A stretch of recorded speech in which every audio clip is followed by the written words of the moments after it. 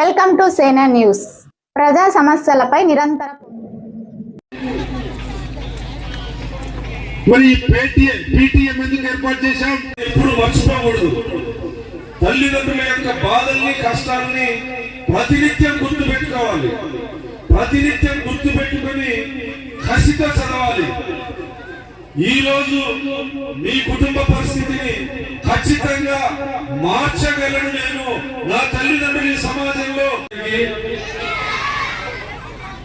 Insta X social media accounts లేవా? ఇంటికి వెళ్ళి చూస్తారా? చూడరా?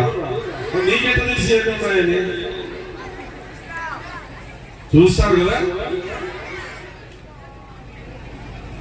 ప్రతి విషయం మీద అవగాహన ఉండాలి. పెరిగే టెక్నాలజీని అందుకోవాలి. కానీ దానికి వ్యసనానికి అలవాటు పడకూడదు. ఒకసారిలో వసతులు కానీ ఇవన్నీ కూడా విద్యాశాఖ మంత్రి, సోషల్ వెల్ఫేర్, బీసీ వెల్ఫేర్ సంయుక్తంగా మీ చదువు కోసం, మీ భవిష్యత్తు కోసం ప్రభుత్వం ఖర్చు పెట్టే ప్రతి రూపాయికి మీరు న్యాయం చేయాలి. మీరు బాగా చదవాలి. మీకు ఈ రోజు ఉన్నటువంటి అవకాశాలు గతంలో మీ తల్లిదండ్రులకి లేవు. మీ తల్లిదండ్రులకి ఇటువంటి అవకాశాలు లేవు. స్కూళ్లు తక్కువ ఉండేటివి.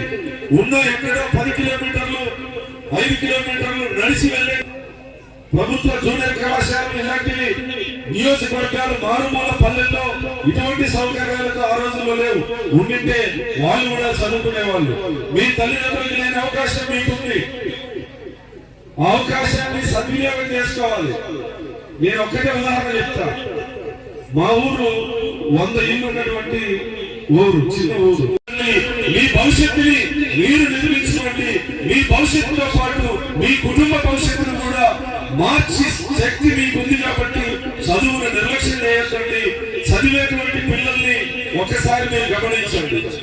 ఒకటే పుస్తకం రికార్డు స్థాయిలో మొడకశిర నియోజకవర్గానికి తల్లుల అకౌంట్ లో 50 కోట్ల రూపాయల డబ్బులు తల్లుల అకౌంట్ లో జమ కావడం జరిగింది. ఇంకా 1వ తరగతి ఇంటర్ ఫస్ట్ ఇయర్ పిల్లలు కూడా త్వరలో 15-20 రోజుల్లో వాళ్ళకు అకౌంట్లో కూడా డబ్బులు పడతాయి. ప్రభుత్వం యొక్క ముఖ్య ఉద్దేశాన్ని అర్థం చేసుకోవాలి. విద్యాశాఖ మంత్రి గారు ఏ తపనతో, ఏ లక్ష్యంతో ప్రభుత్వానికి భారం